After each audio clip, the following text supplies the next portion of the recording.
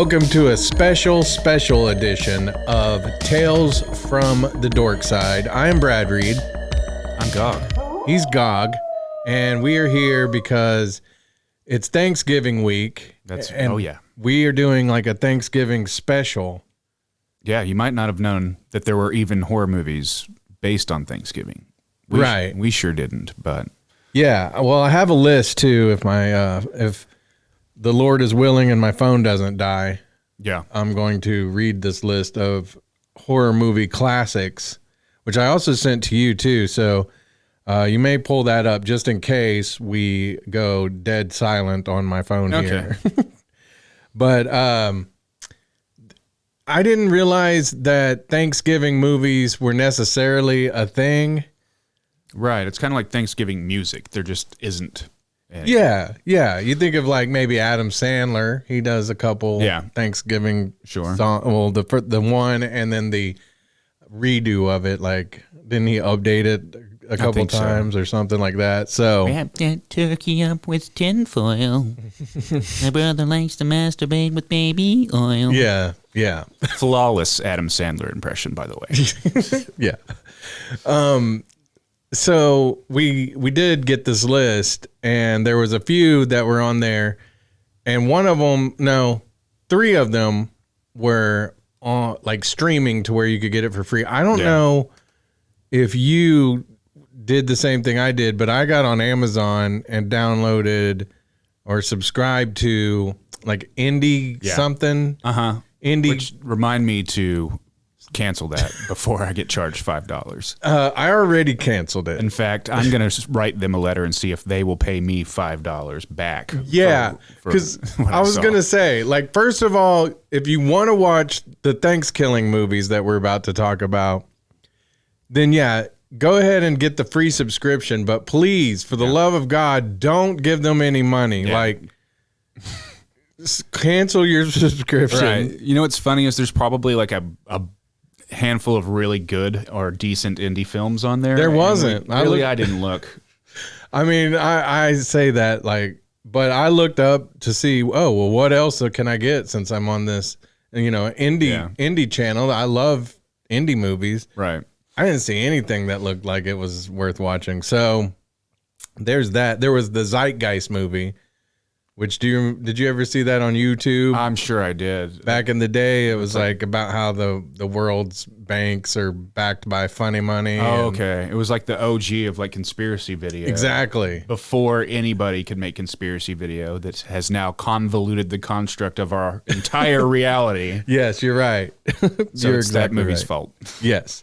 Zeitgeist, the movie. That's the other best. Okay, yeah. It's going to be weird to say, but Thankskilling 1 and 3 are the best movies on this subscription. Okay. And then the other one that I want to talk about was on Hulu, and that one was called Pilgrim. Right. And apparently I looked into it a little bit because I looked it up on IMDb and I just typed Pilgrim and I couldn't find it on there. Oh, so yeah. I ended up like finding it under, what was it? Oh man, now I'm having a brain fart. I pulled it up on I'm so grateful for the internet, so I don't have to remember things. Yeah. It's Into the Dark. There's a whole anthology series of movies on Hulu that, from what I read, all of them are based around a certain holiday. Right. So that's what this Pilgrim thing is a part of, which was cool because it was like, a shorter movie. But it was, we'll get into it. I enjoyed it. So I think it was, I think it came out like last year, maybe. I remember it's been out for a minute. 2019. Oh, okay. Yeah. Even longer. And so I never watched it, but I always thought that movie looked funny because it's about people who are cosplaying as pilgrims. Yeah. They're reenactors, I guess. Right. Which wouldn't anybody who's done a play or movie that's already been done be a reenactor? Sure. Or is that only for historical purposes? Yeah, I think just like the terminology of it, for the terminology's sake. Well, this one is, it's a pretty good one. Like, the reason that I liked it was a little more, like, it wasn't supernatural. It was just kind of people that were really messed up. Yeah. And sure. so it's about a family who at Thanksgiving hire these Pilgrim reenactors, and they come to the house, and they're like supposed to, show them how to churn butter. Right, like show them how the original, kind of an idea of like how the original Thanksgiving took place. Yeah, but they get some murderous mofos. They rolled the dice and then came up with snake eyes. Yeah. So like it's a family where the daughter, is she college age?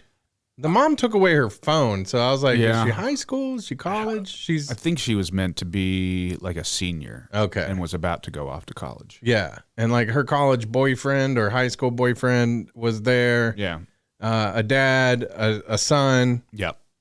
And the mom. And so like, yeah, things start kind of getting weird. Not too long after the movie begins, really. Yeah. Like, so I thought it was pretty neat the way they were doing kind of the editing with just like the cinematography, because so basically like the mom is trying to bring her family together. They're all kind of like a little distant, and the daughter isn't her daughter. It's it's the dad's previous wife. So it's like basically they're half siblings, the little kid and the daughter. So she's trying to think of something unique that will bring them together, but she's also kind of like a socialite and trying to like worry more about her image. So she's like, this clever idea. Everybody will be so impressed with what I thought of. And they're having a party of, it was a homeowners association meeting. And then these reenactors that are supposed to be coming like Thanksgiving Day just show up. Like that's 3 days early. Yeah. Because you got to get the total experience. Yeah. Like prepping the whole thing. Yeah. Like, killing the turkey and plucking its feathers. Yeah. Which, we'll talk about this later, but turkeys, I don't like turkeys. I might not even eat turkey this year. They're assholes. Turkeys are assholes. And yeah. We'll talk more about that later, though. But yeah, so things start to get weird. People start to come up missing. Yeah. And,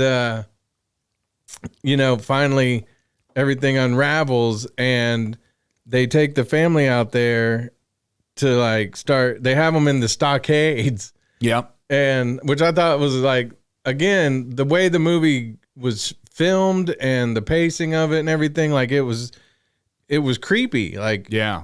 And there was a sense of urgency and like a sense of doom throughout this movie. Yeah. After kind of like the initial setup of everything. Right. And I think I was talking about that with the cinematography in that homeowners association party.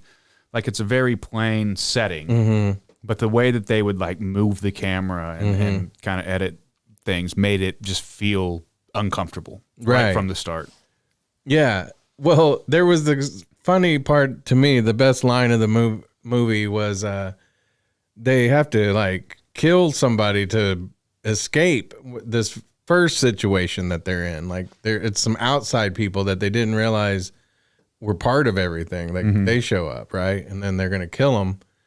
And the dad and them like kill this guy to escape, right? And the dad goes, "Did we just murder? Yeah. As a family?" Yeah, that was like, good. That was kind of like they were achieving their goal of coming together at the holidays, but it was at the expense of this, murderous kidnapper slash this Liam Neeson character. Now, let me ask you, because there was some allusion to the fact that there was some tragicness going on within this Pilgrim family too. Like I think they had lost a kid or something like that. Yeah, the main guy was like, I had a family once. I'm trying to do my Liam Neeson impression because he sounded like Liam Neeson to me. Yeah. Well, so were they reenactors, or did they believe they were like pilgrims? Yeah, it seemed like they were all in on whatever they were doing. And it's like, it wasn't like a time travel situation because they were aware of like current events and everything. They weren't but they were living what as is this mystical thing you have? Right. But I guess they were living, they would almost come off more like Amish people in like current times, right? Or like really hardcore character actors. Yeah. Or method actors, I should say. Yeah, method actors. Yeah.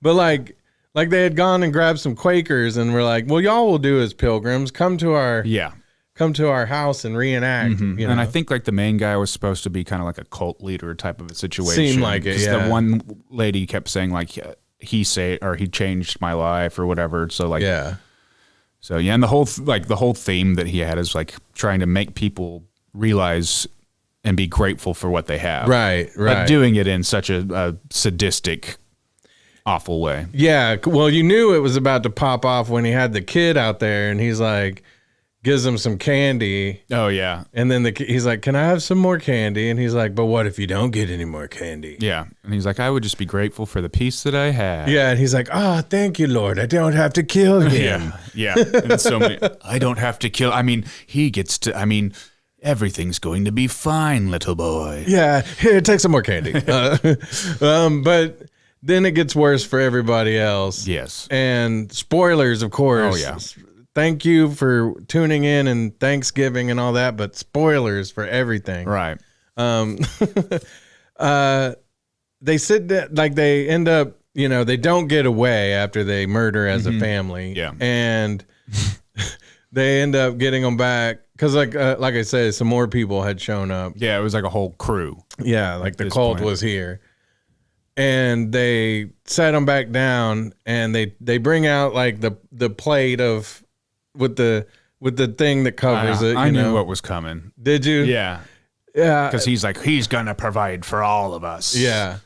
And it went real Rob Zombie real quick. Yeah. They pull the dish cover off and it's the dad's head sitting there on a platter. Right. And then they had like some other stuff too, like his rib cage and it got real gory. Yeah. And it wasn't quite like that to that point. It was, a little bit like right. And then she like drives that nail through that one chick's head, but it wasn't. It was through her hand. So through her hand into her head. Yeah, so it didn't kill her. But yeah, that's. I really enjoyed those parts because I did too. It's fun to see a good gore fest sometimes, and when it's well executed, like the special effects they did were cool looking. Yeah, and it was there was like the whole part where they ate the poisonous, like she fed them the poison berries and they start barfing up what looks like cranberry juice. Yeah, that was disgusting. But at the same time, I liked it. Like it was a little twist there because it was a good movie overall. I really enjoyed it. And like, the reason we're talking about Thanksgiving movies is a lot of people, like I was telling Cameo this on the other podcast, on Thanksgiving, I would always go see a movie at the theaters. Yeah. And then I quit doing that after a while. And then, of course, with everything lately and not really being in theaters, you got streaming. So, but it's one of those days where like a lot of people, like now I got to go to like 10 different families' house this time. Yeah, it sucks. But back in the day, it was dope because like I'd go to one and then I'd go home and be like, I got the rest of the day to like watch movies and stuff. And so I think like horror, especially I was thinking about this the other day. We are in that not quite so spooky season because Halloween was almost a month ago now. But we're not quite into like Christmas and all that yet. Yeah, for sure. So I think Thanksgiving is still the perfect time for a horror movie. Of course. I think that the Pilgrim movie, you could watch that any time of year. That's a great movie. Yes. Great. I don't know. Really good. Right. Yeah, let's go there. I had a lot of fun watching it. I did too. Like, I enjoyed it. Than some of I thought the music was good. The Yeah. editing was good. All of it. I 'cause thought it was well done. They had some like cool graphics and stuff they would throw in there as well, which was neat. Which Hulu's probably not going to put out some crap, Hulu's pretty good. Yeah. So I recommend Pilgrim. Is there any other, before we talk about the next two movies, are there any other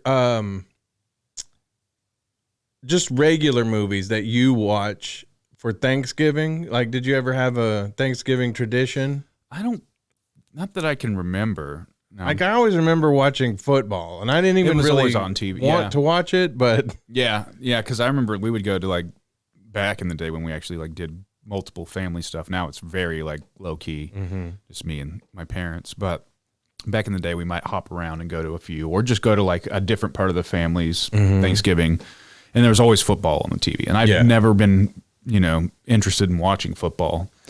So I was always just like bored out of my mind. Right.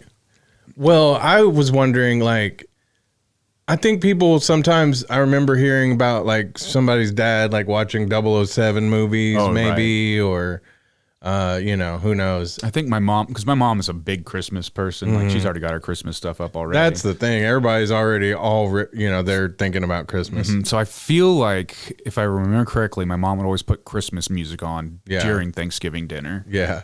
It's basically first Christmas and then Christmas. It's and Christmas December minus the best part, Christmas. which is the presents. Yeah. Well, I think the best part is not having to do presents. That's true, actually. Yeah. Like if you ever have kids, you're going to be like, there's no obligation to 18 get people years stuff. of buying all these presents. So, okay. Well, here's one. Planes, Trains, and Automobiles was on Thanksgiving, which I didn't really think about, and I didn't really ever watch it like every Thanksgiving, but I saw a couple years ago that people do watch it every Thanksgiving. So I had to watch it, and it's a great movie. I love it. Steve Martin, John Candy. It's a great movie. So now me and my kids watch it every Thanksgiving. Nice. That's our tradition. Yeah. And it seems like there's a handful of movies that kind of take place on Thanksgiving but aren't Thanksgiving centric. Well, that original list, and my phone did indeed die, but I got it over here. Oh, okay. The thing about that list was that most of them were like, so-and-so, a serial killer or mental patient has escaped on Thanksgiving Day. There was like a couple of them like that. Blood Rage, I think, was one. Yeah, it's saying, isn't your typical Thanksgiving theme horror movie, or isn't necessarily about Thanksgiving. Yeah, Boogeyman. And a few of those, I was just like, you can't even find them anywhere to watch. So right. Well, and like, I feel like 3 movies is like, for an episode of the podcast, is reasonable. Right. Like trying to fit in 3 movies into the week. Like, that's a decent amount of film to ingest and research and talk about. The next 2 movies are from the trilogy. The trilogy that's just 2 movies, kind of. Yeah. Thankskilling. All right. Yeah. So this is my fault because I, for whatever reason, was like highly recommending this one. I think I was like, this is going to be cheesy, and I haven't watched a cheesy horror movie in a while, so it'd be kind of nice to see something cheesy. So, should we start with the first one? Yeah, we should. We should. Which the second one, I don't know if I could say it was better, but we'll get to that. I would say it was more captivating. Like, I smoked a lot for that one. You got to. And then I will say, just before we get into the actual full thing, I did like some of the music in the third one, because they would do those like weird sequences that was like a mini music video kind of a stupid ass thing. Some of the songs were kind of cool. Well, the first movie, here was my, if I was writing a professional review, I would say it had all the makings of a great Rob Zombie film, but was a really awful film. Yeah. I don't know if it was hilariously awful or just awful. What you texted me was, Thankskilling has all the elements of a great Rob Zombie movie, but it's hilariously awful or just awful due to the awful acting, dialogue, sound editing, etc. Awful. So just like, the idea is the best part of it. Just someone like having the idea, and then from there moving forward, everything was terribly executed. But was it a great idea? Because maybe not even that. Okay, because I'll say it was an idea. Yeah, it was something. Somebody had an idea. That's something you got to respect, though. Somebody had an idea and they followed through and finished something. Well, the first movie is one of those I don't even understand how we're even talking about it. Right. Because it seems like a movie somebody films with some kind of VHS recording back in the day, and circulated amongst their friends, and then it dies there. No one ever sees it again. That's kind of the truth. So it had a budget of $3,500. Yeah. So $3,500. That's $3,500. So for anybody that's familiar with budgets in film, that's practically not having a budget. That's more budget than we have, though. Yeah. Well, yeah. $3,500 more. Yeah. Sure. So I guess they shot, it was probably the director's, like, this was his passion project. And I've known guys like that like, yeah, they want to be filmmakers and they just aren't good at doing it, but they like want to do it, so they do it anyways. Yeah. Which I can admire that, because like I feel like I'm decent at some things and I have a lot of good ideas that I just don't do because I'm lazy. Right. And so they had this budget and they filmed it and they tried to release it, like get it to be released through Amazon, and they weren't into it. So they just put copies of the DVD on Amazon to sell. Oh, okay. And I think it took a year or something like that to sell 1,000 copies, or 2 years to sell 1,000 copies, which, you know, honestly, like in that world isn't terrible. Yeah.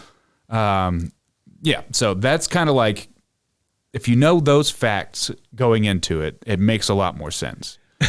So it's not going to give you your hour and a half back of your life. No, like, and that was the thing. Like, the first movie was only like 1 hour and 6 minutes, and that's what I texted you. I was like, well, at least these movies are relatively short. Yeah, that was the longest 1 hour and 6 minutes of my life. I was going to say the same thing. I feel like the first one felt like a longer movie, just because it was constantly so terrible the entire time. So it begins with a lady who's naked. Yeah, I guess she's like, I looked into that, and she's a porn star that did like granny films, older women, younger guy films. Yeah, but you see how like I'm already thinking it's like almost like a Rob Zombie movie, because he likes to put in people who are from other things that you know what I mean, like.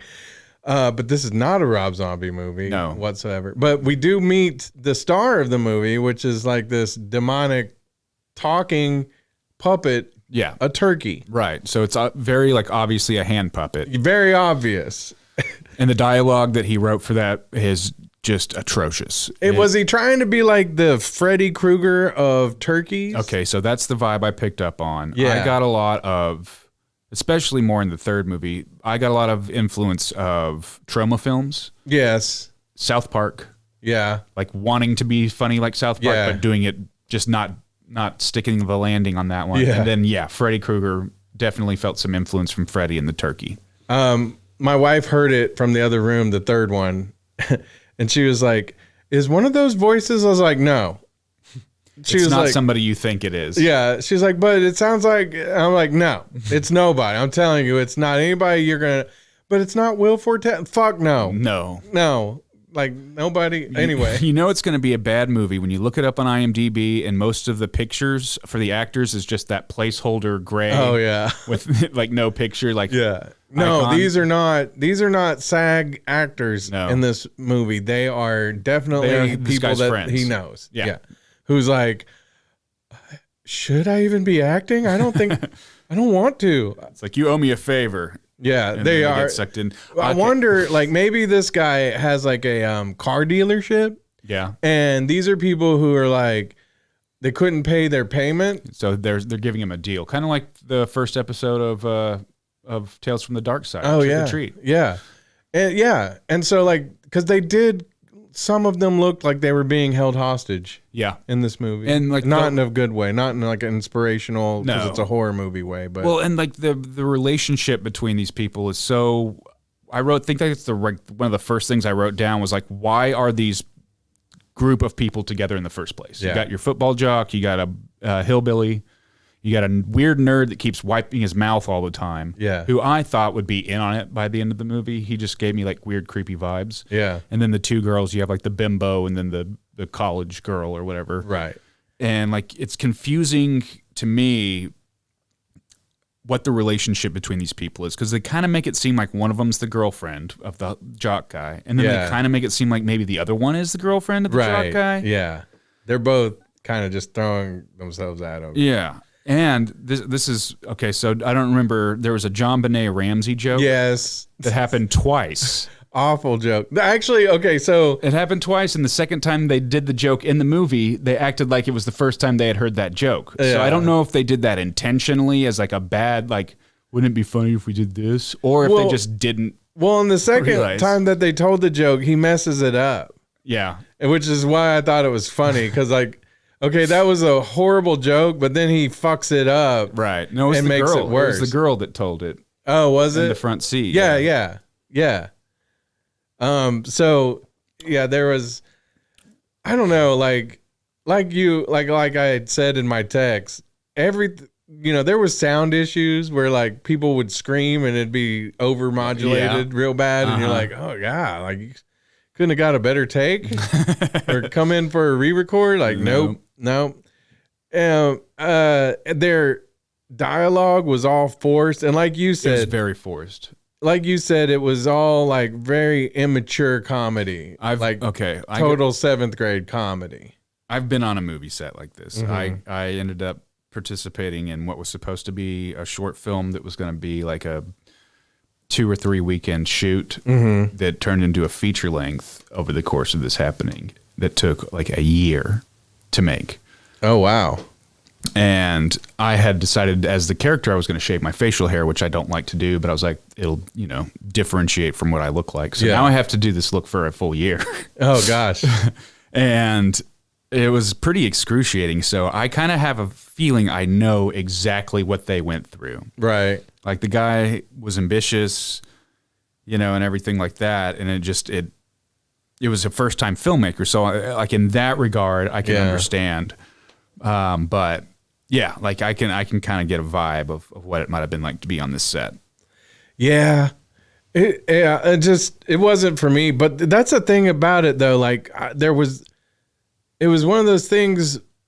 It wasn't like Killer Clowns from Outer Space or like some of those where it might look low budget or it might look kind of not like your mainstream or, but this one, I wasn't sure if the point was to be as bad as possible. Like maybe he embraced, like, let's make it bad. You got a talking turkey puppet, who skins the face off of a character's dad, pretends to be that dad, and no one knows the wiser. Yeah, they're none the wiser. And that was like a kind of a running gag throughout it. Yeah. And then there was the when the when the hillbilly dies. Yeah. There was like a 5-minute scene, which I gotta say, the best part. I have to say, Gog, forgive me, but it seemed like and for some reason I'm blanking on the name of your comedy duo. The Wooden Elbow. It seemed like a Wooden Elbow type type skit in the middle of this horror movie. Yeah, so that was my favorite part. I think I even wrote something about it. I wrote the ice cream flashback was pretty funny. But it was so out of place. Yeah, like, and they even did like a song that's like Billy, Billy, Billy, Billy, Billy. And that's where the My best South friend. Park Yeah. influence came into my mind. Yeah. So My best friend. Killed by a turkey, he's not my friend. he's not, yeah. It was really funny when the nerd guy was like, "I'm the coolest guy at school now because of you, Billy." Like, are you? No.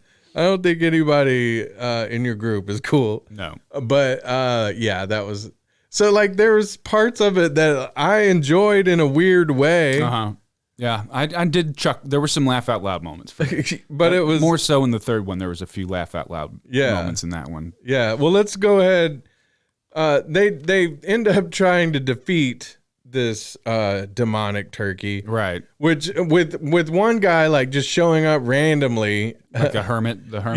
Yeah. Like I remember he showed up in this chick's yard, like front yard, but this demonic turkey has gone around killing everybody's parents and their friends, and I can't quite remember what was his motivation for killing everyone. Was he just sadistic turkey, or had they done something? They explained it, but Here's what it was. I don't know if they themselves had been the perpetrators of this, but he was killing because of something to do with like the disrespect of Indians. yeah, they kind of went through it with the cartoon animations in the beginning, and that the football jock guy had the same last name as like one of the Pilgrims. Like, that's crazy, man. That's your last name. Yeah. So that's That's what's terrible. It's I guess interesting how like the Pilgrim movie and this one, there was some kind of throwaway jokes about the Native Americans that I thought, like, people still get away with just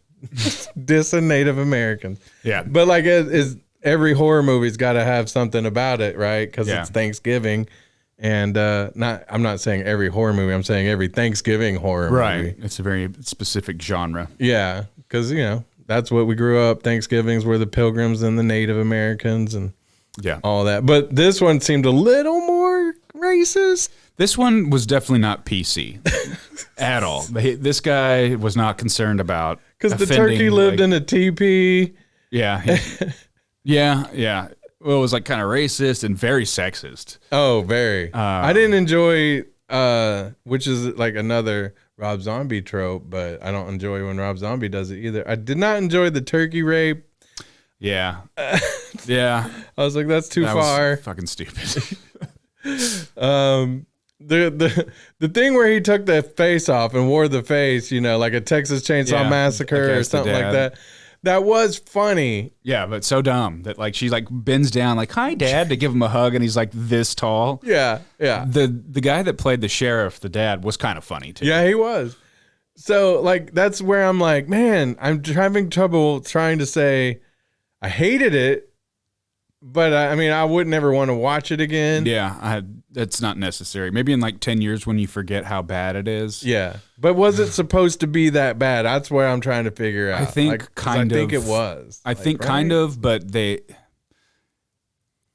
I'll leave it at kind of. Yeah. Like I feel like you feel like he was going for something. He was going for something he didn't quite hit. Okay. All right. And obviously it's enough for people to talk about, because they did a Kickstarter campaign that raised $111,000 to make Thankskilling 3. Let's move to Thankskilling 3 then. Well, let's just say though that I did enjoy this stupid like he gets somehow dumped into what was it?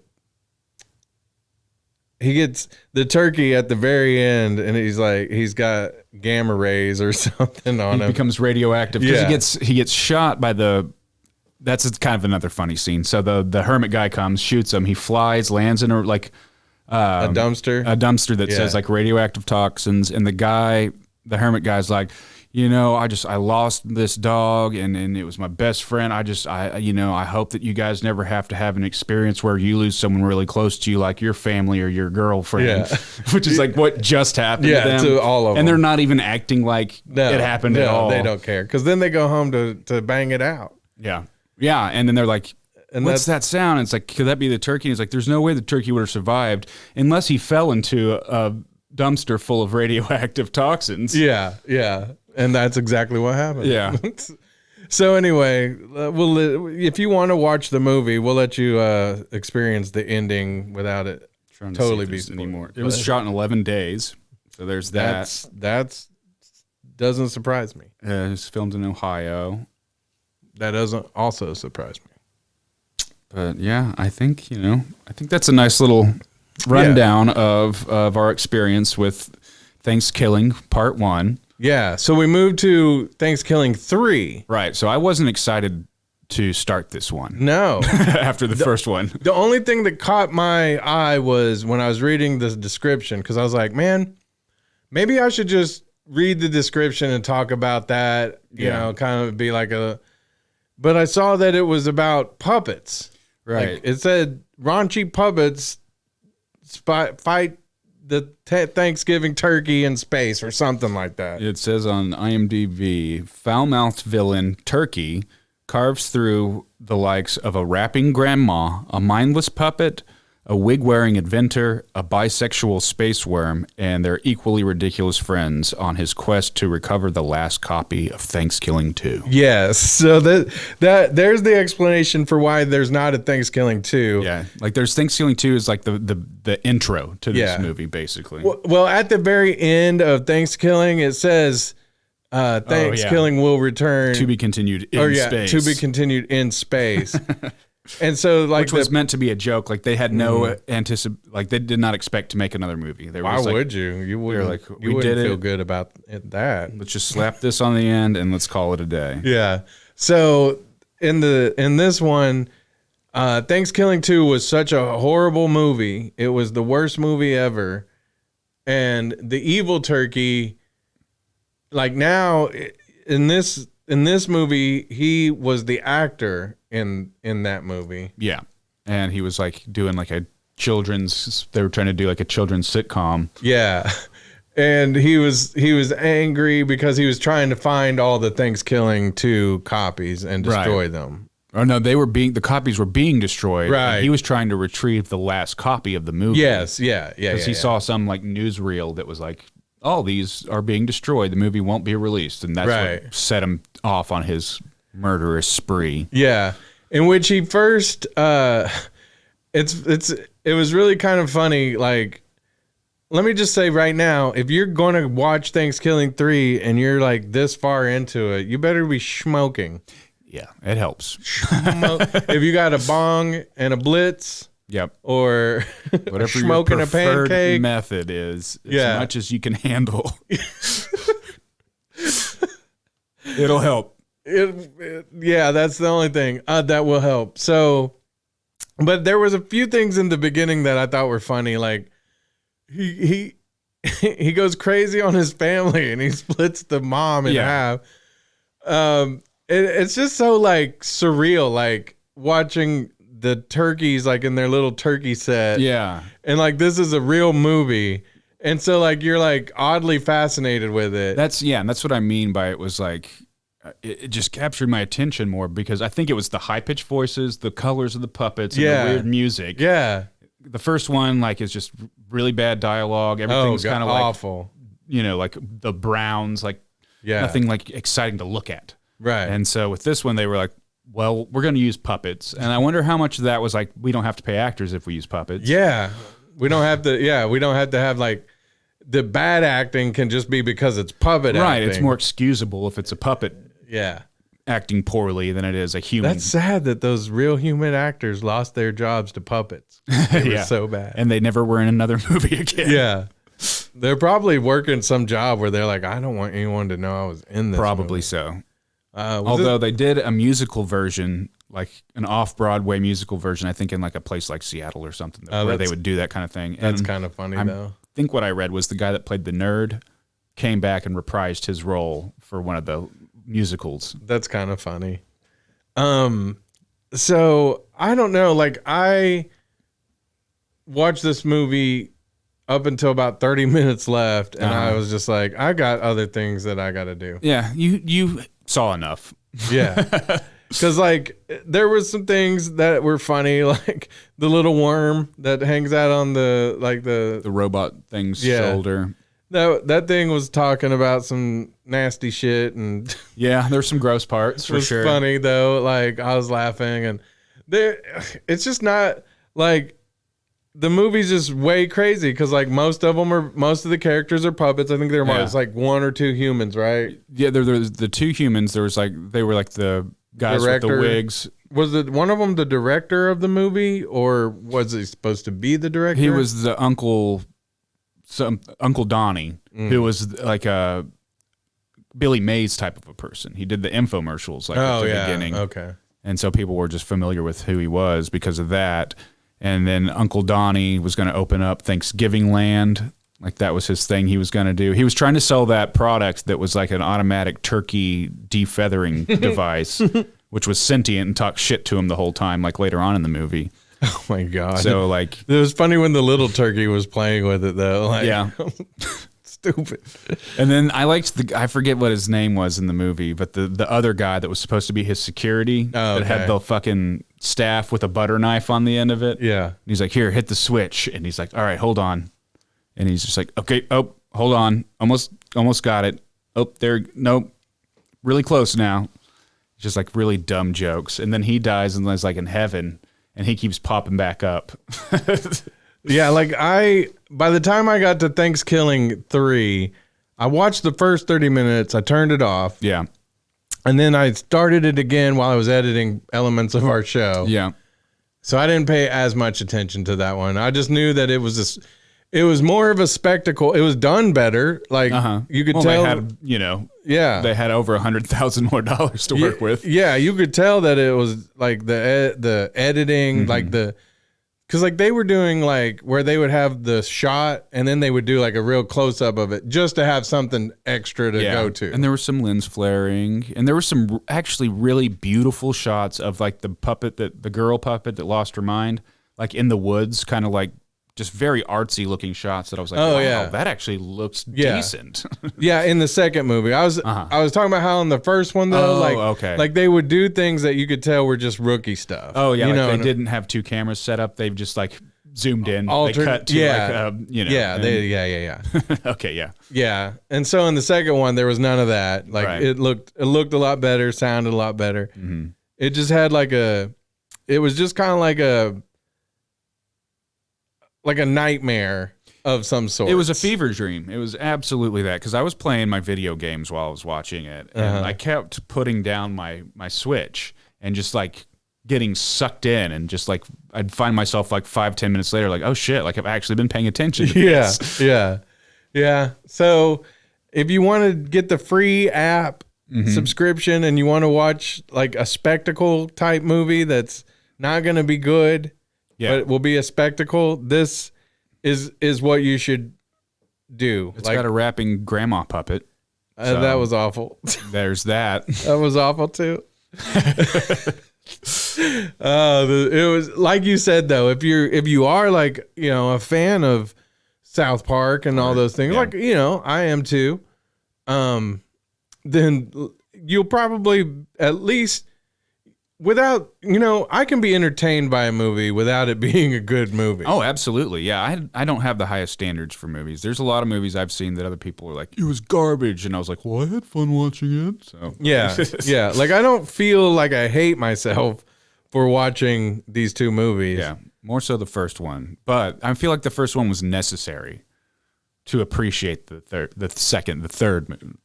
part 3. I feel like the first one was like, what was the movie? I think it was one of those Dan Brown or whoever. Do you remember the Tom Hanks movies where it's about the biblical stuff or? There was based on the book series. Yes. Yeah. The Da Vinci Code. The Da Vinci Code. Didn't they have one of the guys that would like whip himself? Yeah. And leave scars on his back? Those were like historically accurate. I think they were called flagellants. Yeah.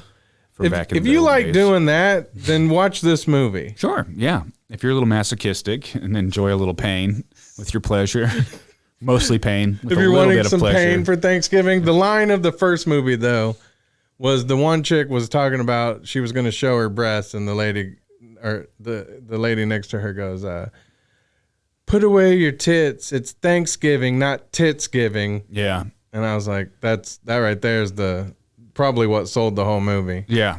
It's like that guy wrote that and was like, yes. Yeah. He was sitting there writing that script and just like, fucking, I am such a goddamn genius, man. This is the funniest shit that's ever been put to page. Yeah. And now we're sitting here in my made up studio just talking shit. Yeah. Which is, it's nice. Like, we're both generally pretty like forgiving and positive when we do movie reviews. This is the first time on this show that we've just shit on a movie, and we're even being nice to it. But I think even shitting on it though, like you said, like could make somebody be like, you know what? I got to see the worst movie ever. Yeah. I got to go see that. Yeah. It's like when you fart really bad and someone's like, dude, you got to come smell this thing. Yeah. Which like, don't do that. But I did notice, I can't remember the name of the director now, Jeremy something. Yeah. He did another movie. Somebody was like, you know what? We've seen something here. I don't know what it was. We're going to let you do another movie. Yeah. No, I kid. So this is also very encouraging for anybody that's like trying to consider a career in filmmaking. Yeah, you could make the worst movie ever and then still get chances to make more movies. And then you'll have two guys sitting on a podcast talking shit about it. Yeah, yeah. He made one, I believe it's on the Shudder network, or if you have AMC Plus like I do, It's called Headhunters. Yeah, he did The Headhunter in 2018. His name is Jordan Downey. Jordan Downey. Probably not related to Robert Downey. I doubt Robert Downey would claim it. No. Maybe after Headhunter, though, because I turned it on for about 5 minutes before the show. Yeah. And I didn't get to see a whole lot of it, but already I could tell you it looked like a real movie. It looked a little... Like it had a budget? It had actors. Okay, yeah. It's got like kind of a Norse-looking vibe to it. Yeah. One of the guys looks like the dude that did Epic Mealtime. So yeah, he definitely has done another one, and he might. I'm not saying he did because I didn't watch the movie, but he might have redeemed himself. It's got 5.4 out of 10 stars. Well, that's not good. Let's see what Thankskilling got. Oh God. 2.8. Okay, well, Was that Thankskilling 3? Yeah, Thankskilling 3 was a 2.8. The first one was a 4.1, surprisingly. is it like The Room? I don't know what the metrics are here. Did you This is see? IMDb users. Did you see The Room? Oh, yeah. It's fucking garbage. It's so bad. But Is it's notorious for being a terrible movie. Is this The Room of Thanksgiving horror movies? Yeah, absolutely. I think if we throw in the Thanksgiving horror movies, you can say absolutely. Yeah. What about of horror movies in general? I'm sure there's worse than this. There's got to be something worse than that. Probably so.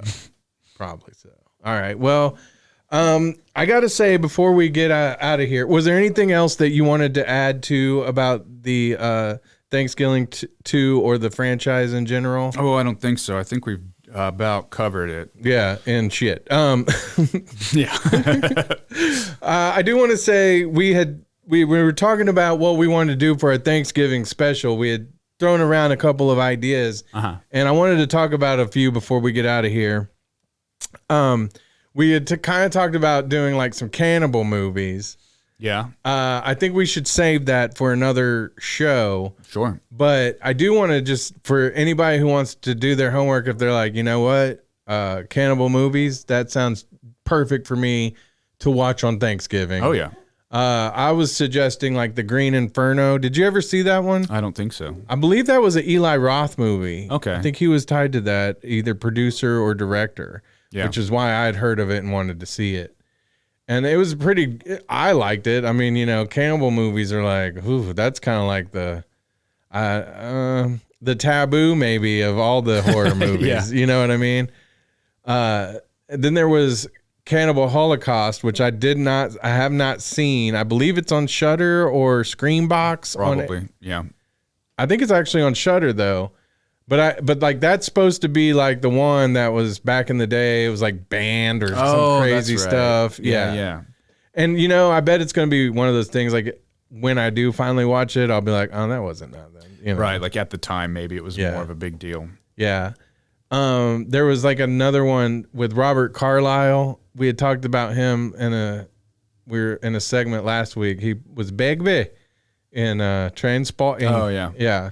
He was in one, I think it was called The Hunger, where like they were like lost out in the jungles and they had to start eating their own. It's real shit, man. Yeah. Happened to the Dahmer party there. Yeah. When there was also a movie back in the day. Do you remember that movie Alive where they crashed their plane? It was a soccer team that their plane crashed. Yeah. And they have to eat. Well, that was a remake, the one that came out in like the 90s or whatever. And I, as a kid, always loved watching BJ Wexler, who was on OETA here in Oklahoma City. He would do like the Saturday night, like old movies, you know, and like I would love watching those. And he showed the original one, Alive, like it was in black and white. Yeah. And like we watched that great movie. The next day we had to fly to Florida, and I was like, I'm terrified now because I'm gonna have to eat everybody else on the plane. Yep. You just start really like sizing people up. Like, yeah. You're gonna be the appetizer. You'll be the main course. Yeah. Save you for dessert. Yeah.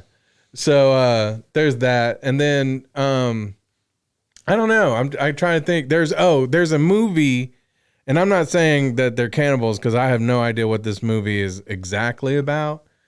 But if you want to go see a horror comedy type movie out in theaters right now, The Menu. Yeah. That one. It looks interesting. Yeah. I think I want to go see that maybe this week. It looks like a good one to, if you're going to go see a movie at the theater, it looks like a good one to go see. Thanksgiving movie for you. Yeah. There's also Cannibal the Musical, which is Trey Parker and Matt Stone of South Park fame. It's their college. It was like their college movie they made. Yeah. And, it's really low production value, but it's a great example of the fact that you can make a good, funny movie on a low budget. Right. Which is the opposite of what happened with Thanksgiving. Yeah. Oh, yeah. And I did have the thought, if you're ready for your family to leave, if you're hosting Thanksgiving at your own house and you're to that point where you're like, I just want everybody to leave, put it on the TV. Just put it on. People will leave. Yes. Yeah. I really don't recommend, if you want your family to think highly of you, to do that. If you want your family to do the SpongeBob meme, all right, I'm my head out. Yeah, that is the one that I think everybody was going to be like, I don't think I'm going to watch this. It's been fun, but I need to go home. Yeah. Well, I think we're at that point too, where we just need to sit back, digest the good job we did on this show, Gog. Yeah, I'd say we did at least an A+ Yeah. performance today. Sorry that we didn't do a Tales from the Dark Side. I don't think there's a Thanksgiving episode yet. We haven't seen it yet, and we're watching in order. All right. Yeah, guys? that's the thing. We're not going out of order here. Yeah. Before we leave, do you have any like Thanksgiving horror tales of your own, just experiences you've had on Thanksgiving that were not particularly fun? I don't know, Gog. I can't really think of any. What about you? I couldn't think of any either specifically, but I know people especially if families have differing viewpoints, yeah, that things can get a little hairy. Yeah, I don't come from one of those families that either. fights at holidays. Yeah, no, I'm very luckily thankful that I'm in the same situation. We're very passive aggressive. Yeah, we just don't show up. You know what I mean? So fair enough. Yeah. So, but if you viewers out there, listeners, if you have any stories that are just pretty ridiculous about Thanksgiving mishaps, yeah, send us a comment. Send us an email. Like my dad was out there trying to cut the turkey with the table saw, and he cut his whole arm off. Or trying to do the thing where you drop it in the flash fryer and it explodes. That's a fun thing to look up if you want to just look up exploding turkeys. Yeah, look, just a hint for you, if you're doing turkeys and you're listening to our podcast where you're about to do one, make sure you don't fill the whole thing up with the grease. Yeah. You got to put it down it's got to go in there and then fill the grease up to the top with the turkey in it, not dropping it in a full thing. That's the thing that gets everyone. Yeah, that's basic middle school science. It's displacement, Yeah. Yeah. But not everybody remembers those classes. We might save somebody though. Yeah. A PSA out there. Yeah.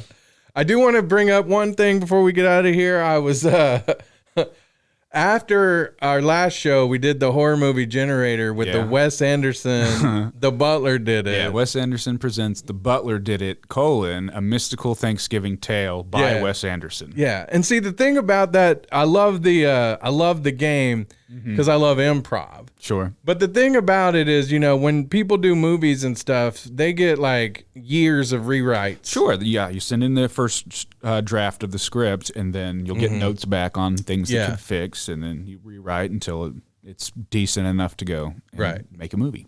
So I have a quick rewrite before we go. All right. Okay. The movie itself, I think we had come up with, was Justin Long was going to visit his father. Right, and his father wanted him to fuck his sister, which was Christina Ricci. We had backed that one because we were trying to go with the House of the Dragon feel. Yeah. We decided that that'd been done. But the father was Pee Wee Herman. Yeah. And I think the one we went with was he was going there. She was a ghost, and she was trying to, she wanted to get them. They wanted to all die together, right? And then the butler stabs both of them so he could get the estate. As Justin Long's trying to put Pee-wee out of his misery. Yeah, because he acquiesces. The butler comes from behind and stabs both of them together, the heart, simultaneously. Which not bad. I like it. Yeah, there's elements of that I like. Willem Dafoe, the butler, awesome. But I was thinking more about it as I was driving down the road, and I was like, I got a rewrite in mind. Cool. So I'm thinking kind of like Christina Ricci. She's not a ghost. Okay. In this one. But most of the movie kind of remains intact in a way. Like Willem Dafoe will still be the butler. Cool. He'll end up doing what he does, but instead, Justin Long comes to the home to visit his disgruntled dad. His dad's dying of all these ailments, and Christina Ricci is his caretaker. Okay. Justin Long and Christina Ricci are starting to kind of like each other. She's, giving him the old, hey, and he's giving her the old, hey. Yeah, because she's stuck in this house all day, so there's not handsome guys just stopping by on the regular. And we know how Justin Long is, he's kind of, he's charming. He's a pussy hound. Yeah, he's a pea hound. Yeah. Old Justin P. Hound Long. Yeah, so, he basically ends up about to make love to her and loses consciousness. Okay. And it comes back to being in a tub, and she's removed all of his organs. Okay. Because she's going to give them to the father, because the father and her are the actual lovers. I like that. And so I do have one very important question. Yes. Does he have a boner when he's about to make love to her? Yes. Before he passes out? Yes. Does he still have a boner when he wakes up in the tub? On the ice? Or was his weenie one of the things that got taken? Well, I don't know, because if your kidneys are removed, the blood flow's all weird. Yeah. I don't know. Maybe his wiener was taken. Yeah. Maybe the dad. Maybe she's like, he needs a new wiener. Yeah. I want to make him new. It's almost Frankensteinian. Yeah. Frankenwiener. It's like Frankenstein or even Jeepers Creepers, where they're taking except for without the monstery supernatural part too. Yeah. So I'll even add a kind of like a cannibalistic type thing where, so what happens at the very end, right?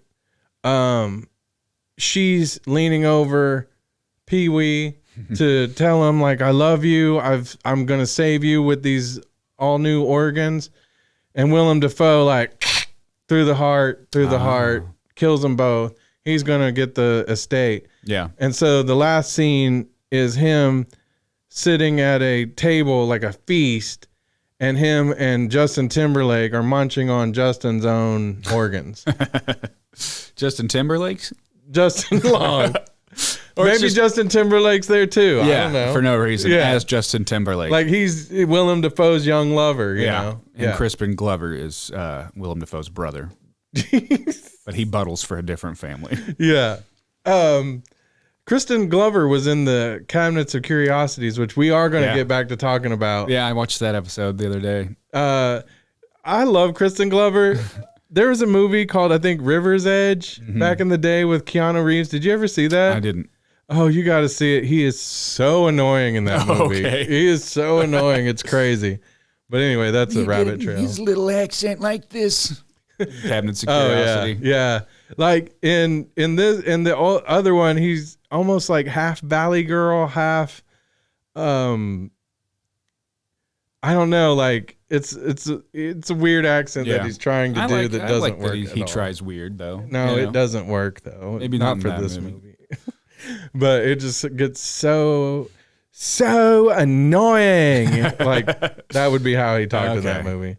But anyway, Crispin Glover. That's a little side trail. Yeah. But what do you think? What do you think about this new improved I like version of The Butler Did It by Wes Anderson? Yeah, I think that's a good direction, and takes the ghost element out of it, which I think is appropriate because Wes Anderson isn't known for doing supernatural. Exactly. And it wasn't a supernatural movie; it was a suspense thriller. Yes. So I think it makes a little more sense doing it that way. Okay. All right. I'd like to see though when he when he stabs both of them through the heart simultaneously. He has to pull the sword out with both of the hearts on the sword without like any other guts. Mm-hmm. And I want to see him like lick the sword. Yeah. Maybe like take a bite of one of the hearts. Oh, yeah. Like a skewered heart. Or like he's about to take a bite of the heart and then it cuts to him sitting at the table eating the body parts. Yeah. With Justin Long and Justin Timberlake. Yeah. And they're feeding Justin Long his own organs. Uh-huh. Like on Hannibal. Yeah, exactly. Nice. Ray Liotta sitting there with his brains out. That was such a great scene. Yep. All right. So, there's homage to a bunch of movies in that one, but that's all right. Yeah. Are there any other horror movie generators that you have thought about like recently? Like maybe I would have changed this or that. Are Probably. you like Wear Hair? Are you still standing? Do we still feel good about that one? I think so. Would Wear Hair be better than Thankskilling? Yes. Okay. And it would lend itself to a spinoff, kind of like how they did This Is 40. Yeah. That were characters in another movie. And this could be the Cheech and Chong karate movie. Oh, okay. What about Little Bigfoot? Still better than Thankskilling? I think so. Okay. I'm still into it. The one that I really like, the one that I think could really be a movie is Cry If I Want To. Yeah, with Zendaya. And yeah, like we nailed that one. Edgy Adam Sandler. And the other ones are funny, though. I like, we went ridiculous because we got such ridiculous prompts. Right. Yeah. Yeah. Am I missing one? There was... No, I think we did 4, right? We've done 4 of them? Yeah, I think so. Yeah. So Little Bigfoot, Wear Hair, Cry If I Want To, and Wes Butler. Anderson presents The Butler Did It, A Mystical Thanksgiving Tale by Wes Anderson. Yeah. Well, is it still mystical because there's no ghosts? I guess not. Well, could be a mysterious. Maybe. I'm not redoing the poster. No, but maybe Willem Dafoe's like into witchcraft or something. Yeah. Yeah. He's a gypsy woman trapped in a butler's body. On that note, I say we Thanksgiving out. So long, friends, and happy Thanksgiving. Happy Thanksgiving. Tales from the Dorkside.